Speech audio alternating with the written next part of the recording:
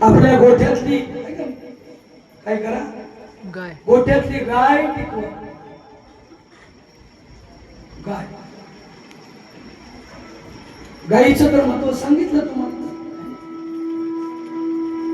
गाय टिकलं पाहिजे महाराज, कारण गाय म्हणजे आपल्या हिंदू सनातन धर्मातली काय महाराज, ते आपली असणारी माता आहे.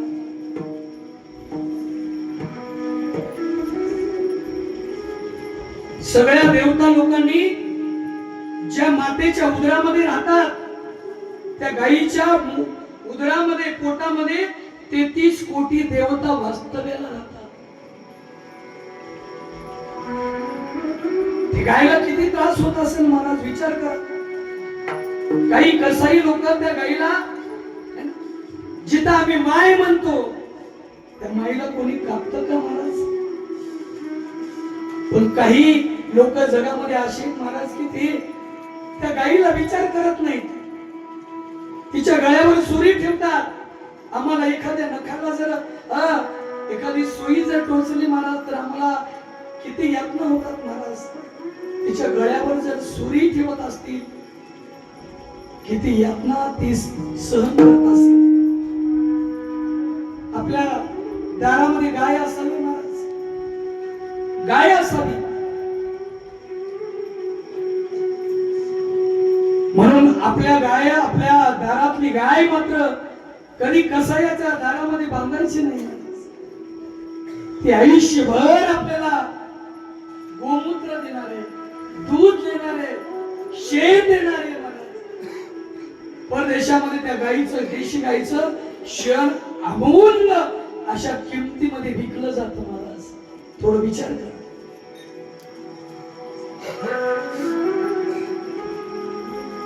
गोरक्षक म्हणून किती काम करतात लोक महाराज. अनेक लोक आहेत महाराज, ते मात्र आपलं आयुष्य सगळं गोमातेच्या सेवेसाठी घालवतात. एक गाय टिकली पाहिजे आणि आपल्या घरामधली मुलगी टिकली पाहिजे. मुलगी का म्हणतोय?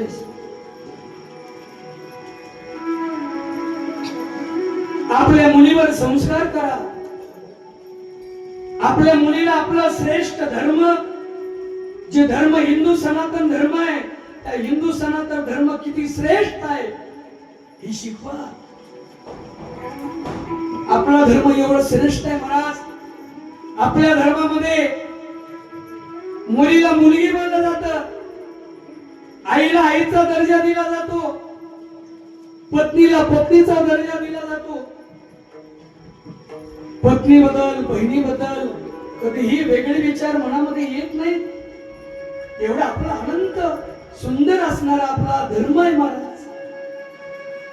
आता जे मुलाला मुली कमी पडायला लागलेत महाराज, त्याचं कारण आहे, सगळ्याला वाटायला लागलं महाराज की माझ्या मुलाला मुलगी भेटत नाही, माझ्या मुलाला मुलगी भेटत नाही.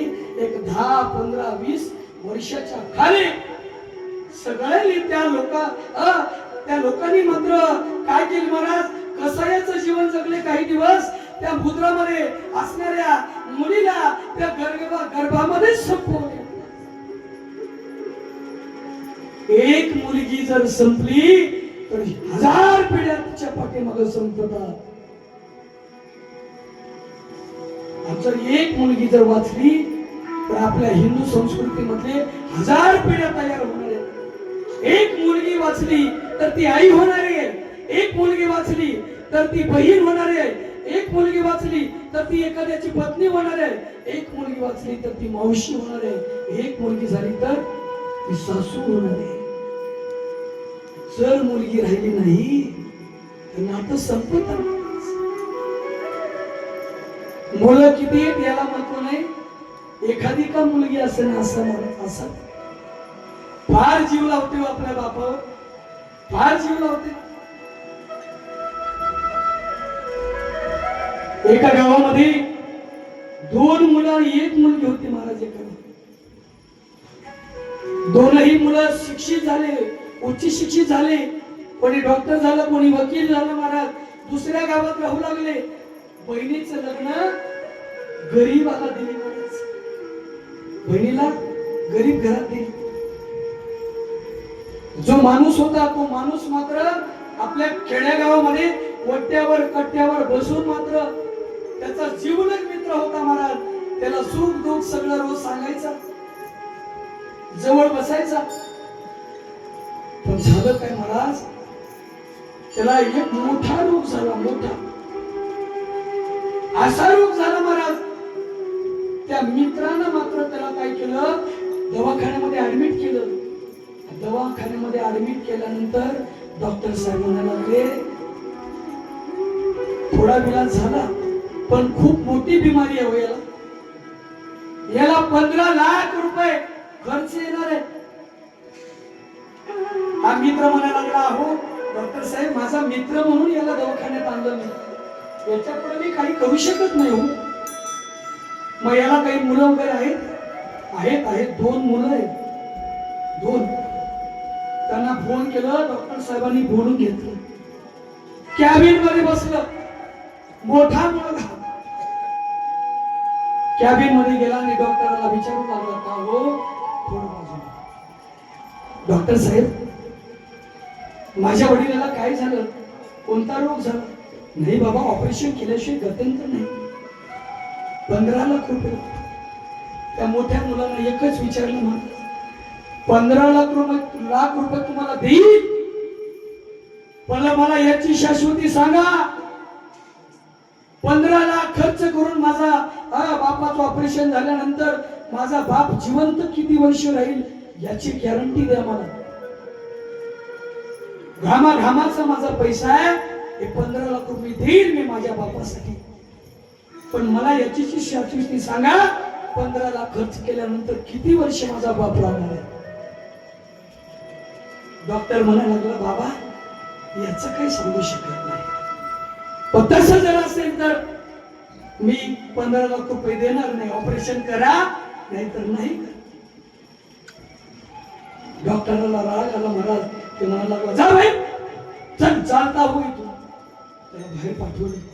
लहान्या मुलाला बोलवलं. लहान्या मुलाला बोलवल्यानंतर तो लहान मुलगा दवाखान्यात कॅबिन मध्ये बसून मात्र त्या लहान मुलाला विचारलं, महाराज का रे बाबा, असा असा रोग मोठा झालाय, एवढं 15 लाख रुपये खर्च येणार आहे? हे म्हणा लागला, 15 लाख रुपये द्यायला तयार आहे मी, पण माझा बाप किती वर्ष जगल याची शाश्वती तुम्ही देत असाल तर ऑपरेशनला मी पैसे देतो. त्यानं लहान भावानं म्हणा लागलं, मोठ्या भावाचं काय चुकलं सांगा.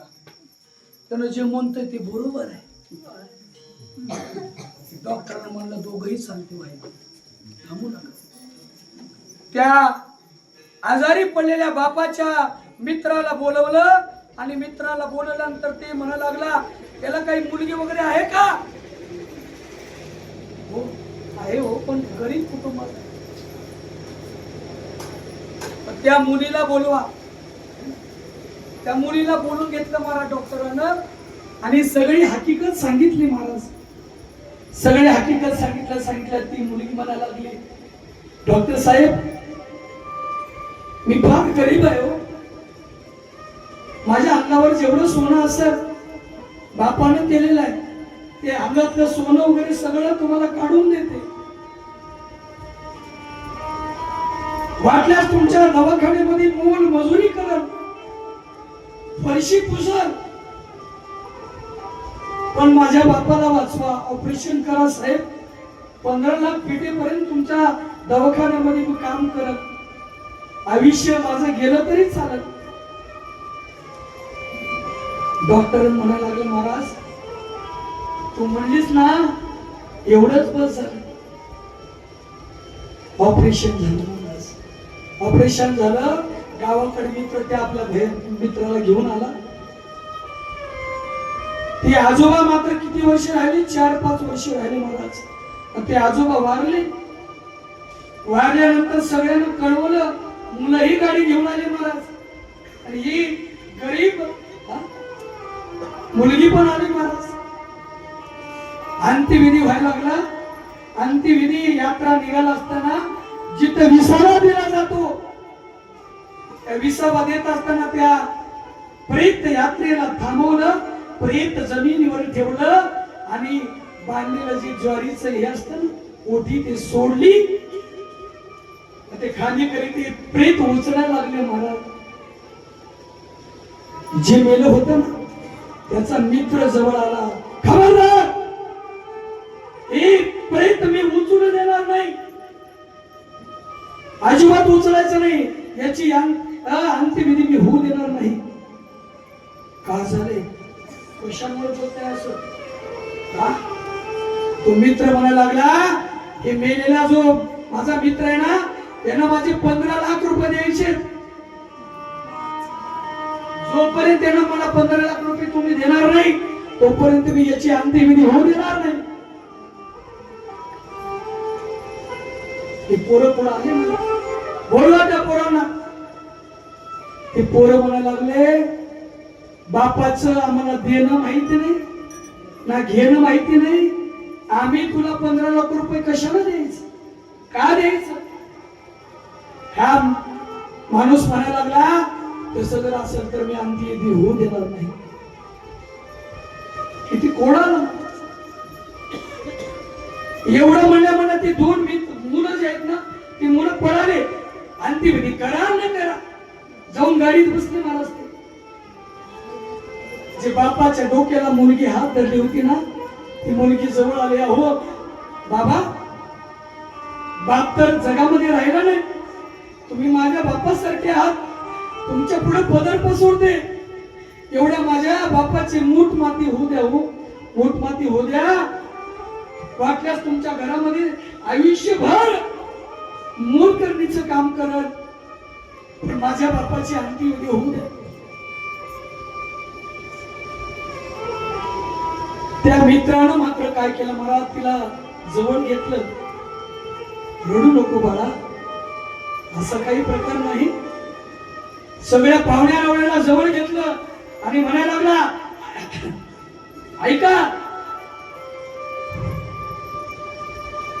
15 लाख यानं माझा घेतला नाही, मी याला 15 लाख रुपये देणार आहे.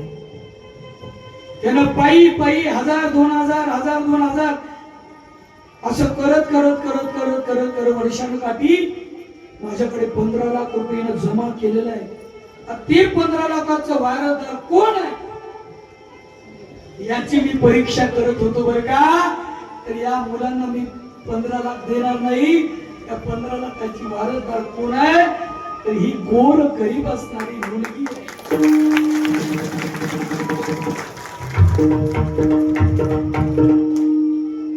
मुलाला काही कमी केलं का मला? काहीच केलं नाही.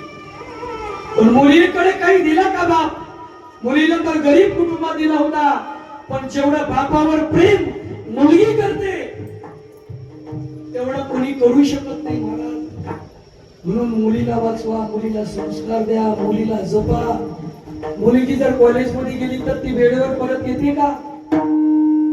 परधर्माच्या संपर्कामध्ये, परधर्माच्या मैत्रीमध्ये ती अडकली का? त्यांच्या प्रेमाच्या जाळ्यामध्ये आपली मुलगी अडकली का? याचा अभ्यास करा. फक्त कॉलेजला पाठवून देऊन घरी बसू नका, तिच्याकडे सक्त नजर राहू द्या महाराज. कारण आपलं मोठं धन मुली आहे. वर्षा कमी हजारो लाखो मुली बेपत्ता होतात महाराज, बेपत्ता होतात. कुठं जातात सांगा, याचा अभ्यास करा थोडं. अनेक परधर्मीयांनी आपल्या मोहाजाळामध्ये प्रेमामध्ये अडकून आपल्या धर्मामध्ये कन्वर्ट करून घ्यायला लागले. वाचवा, वाचवा. बाकी को तुम्ही काही नाही ऐकलं तरी माझं काही हरकत नाही.